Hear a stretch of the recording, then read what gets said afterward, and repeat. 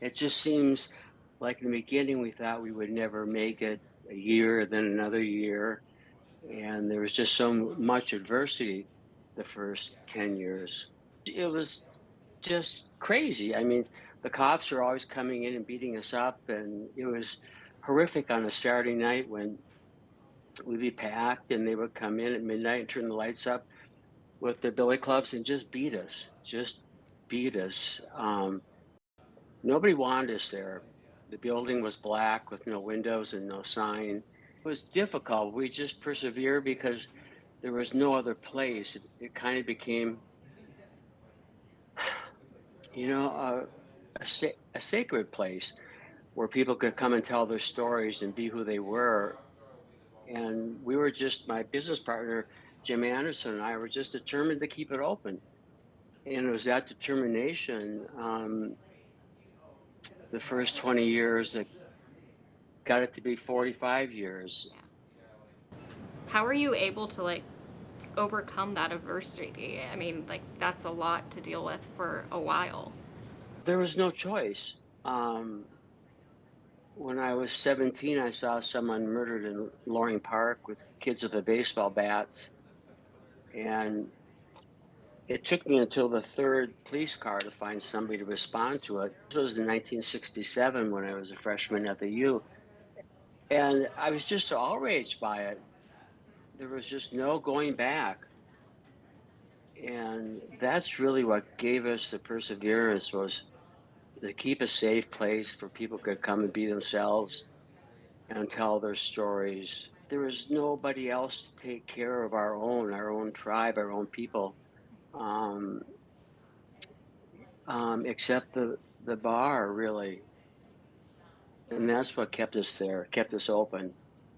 So you've talked about how the club has served as like a safe haven for gay people, LGBTQ. Do you feel that's still true to this day? I think it is maybe um, not as much as before because it was the only place before. Now there's gay therapists and organizations and other things, but it's still used a lot. Um, when people come in and find someone to talk to or talk to a bartender, it's almost sacramental, the conversation. The bartender gets to know them and they get to know the bartender. And they'll come in early to talk about maybe their partner died and they didn't have a living will and the partner's family is hauling the furniture out and it's part his and what does he do and we can help him find somebody to help. So I think so. It's still used that way today, definitely. Otherwise, it would evaporate and would turn into something else. The Saloon is one of the oldest gay bars in Minneapolis. How does that feel like having that title? Well, it feels it feels really good. I'm just so grateful that the community supported us all these years and continues to support us. Um, I'm just very grateful, very honored to have um, been I don't know what the word, the keeper of that. I keep going back to the word sacred space, but it does make sense to me because we were just so not wanted anyplace else. I- Um, so makes me feel very grateful, honored. How like has like it transformed like your role, the bar's role in like the gay scene and culture? I think we're still that melting pot, that place people come together. But today, instead of a gay men's bar, it's really a queer space. How has it been watching all these transformations within like the LGBTQ community? It's been wonderful. It's been wonderful.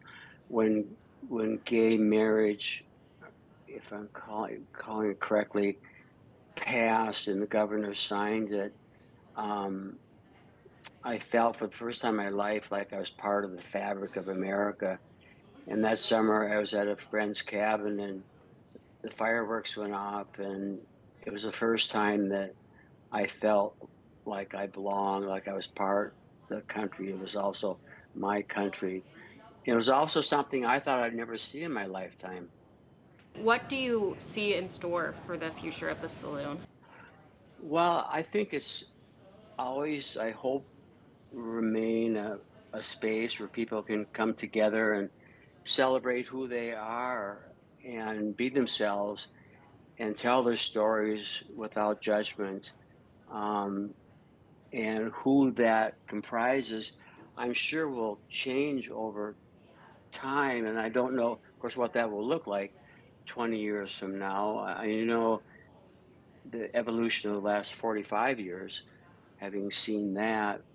Um, but hopefully it stays a space for people to come together, and particularly the marginalized, particularly uh, those who need that space to be who they are.